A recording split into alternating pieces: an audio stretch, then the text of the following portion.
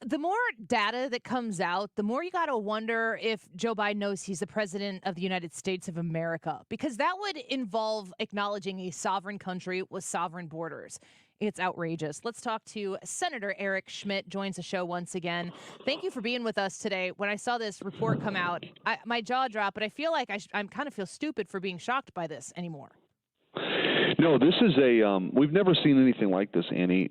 In the history of the United States of America, there's never been a time where we've had this level of mass illegal immigration, and no country in the history of the world has willingly opened up its borders to anyone and everyone, regardless of where they came from or their background. And in many instances, we have no idea who these people are. There's about 9 million people who've come here illegally. Most of them are just been sort of catch and release, which is a exact opposite of what we had under President Trump, which was Mexico's the waiting room. While you're waiting for your asylum hearing, you're going to wait in another country, and then you're going to have the adjudication. Well, what did that do? It sent a signal to the cartels that they can't profit off this, and it stopped. We had a 45-year low in illegal immigration at the end of President Trump's term, and now we have sky-high numbers. We've had 24,000, a 7,000% increase of Chinese nationals just in the last few months. So these are not women and children, coming exclusively. These are military-aged men who are, in many instances, we have 2 million of the 9 million. They're what was referred to as gotaways. We have no idea who these people are. They've not been processed. They're just in the country. It's really dangerous from a national security perspective, from crime, fentanyl, you name it. It's a disaster.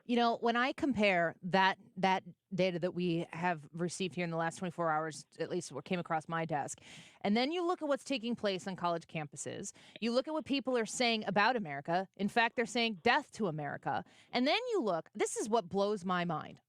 College campuses are a disaster all across the country. And today, the Biden administration is announcing another $6.1 billion of taxpayer funds given out to student debt cancellation for people who attended the art institutes.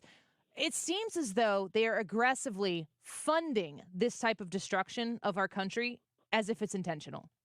Well, it is, and I think it's if you're putting the pieces together, right? And I think part of this is Joe Biden now is presiding over a totally broken Democrat Party that has a very weak coalition, and they're just chasing everything to try to appease.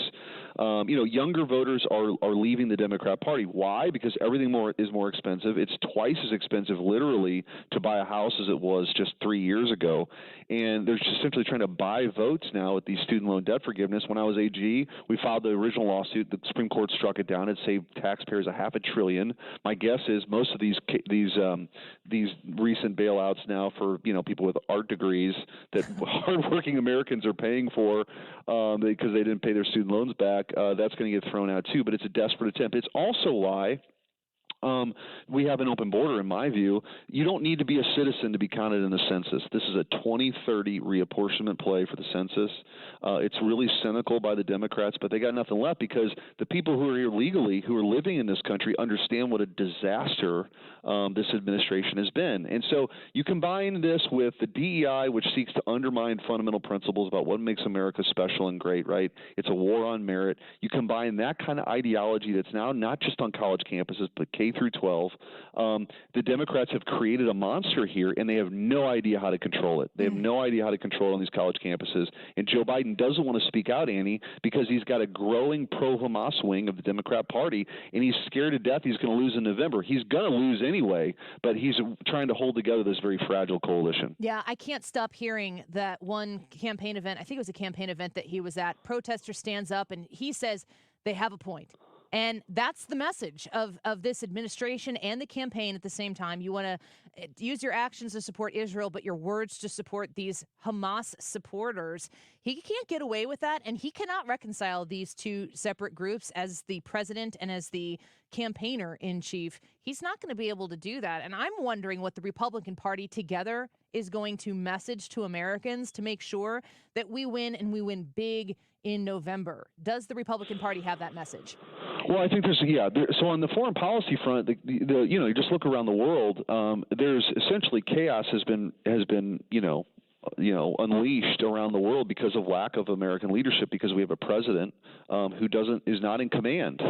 the world leaders, they see this. They sense weakness. You didn't see any of this stuff. We weren't in any wars under President Trump because they respected him as somebody who was going to, if he said he was going to do something, he was going to go do it.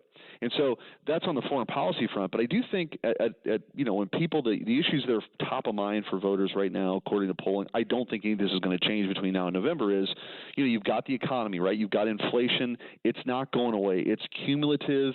It's, whether it's interest rates, whether it's the 20 to 30% increase at the grocery store, whether it's, more than that at the gas pump, that stuff is baked in because of the war on domestic energy production, and our supply chains are wrecked because of it. So that's not going to change. And also, as it relates to the border, we were talking about it earlier. People see this. And the American people understand that we've never had anything like this before.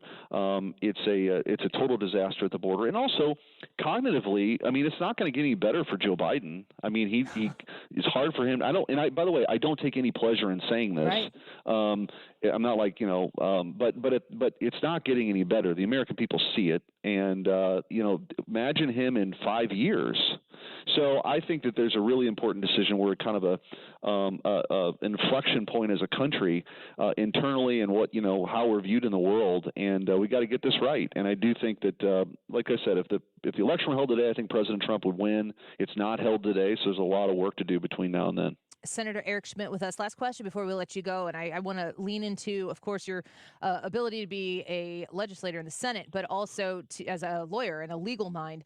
What needs to happen with all of those millions of people here that have come here that we know? And then who knows how many gotaways are in this country right now that we don't know? What is the appropriate response? Obviously, it's going to have to be with a different administration. When they get in charge, what happens? Yeah, so there's two things. One is on the front end here. The solution is very obvious. There were a few things that were really, really working. You kind of led in with that story about the abuse of the parole process. These are supposed to be individual adjudications, not because you're from a specific, one particular country or not. And by the way, Venezuela, Caracas was like the most violent city in the whole world.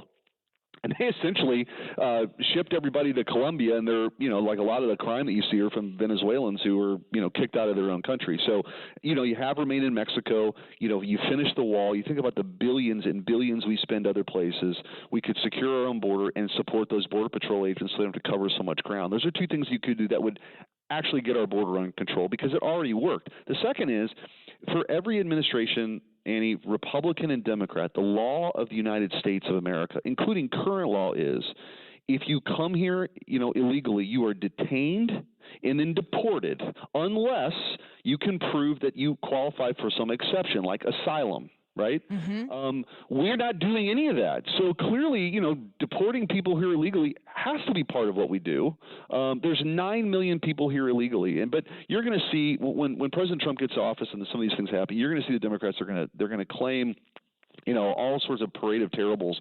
But the real threat to democracy, right, is, as they like to say, is this administration, which has had the biggest censorship enterprise in the history of the country. They're trying to jail their political opponent. They've opened up our border. They've declared war on domestic energy production. They changed the law without Congress ever voting on it. This administration is allergic to our institutions that they claim they want to protect, that they claim Trump threatens. None of this stuff happened under President Trump. Right. It didn't.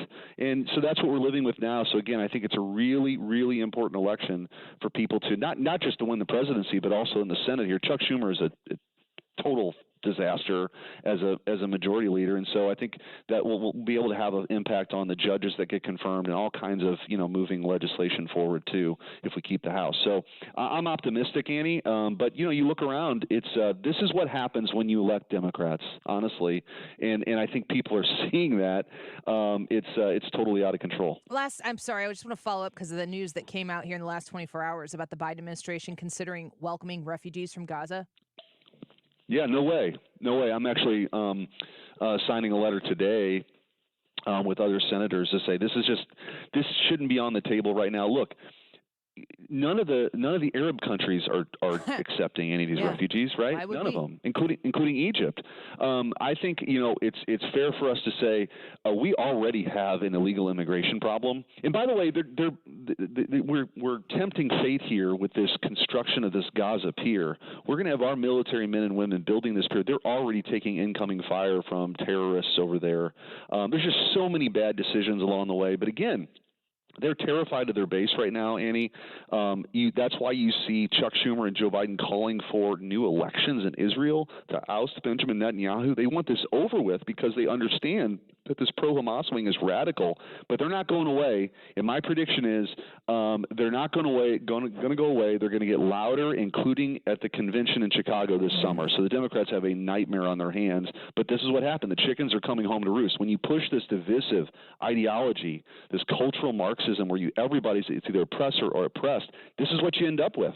And I think the American people see that, and they're going to reject it. And how ironic that the chickens will be roosting in Chicago, Illinois. I'm going to be watching it from Southern Illinois, I might add. Senator Eric Schmitt, thank you for being with us today. We're really grateful for you. Anytime, Annie. Take care. You as well.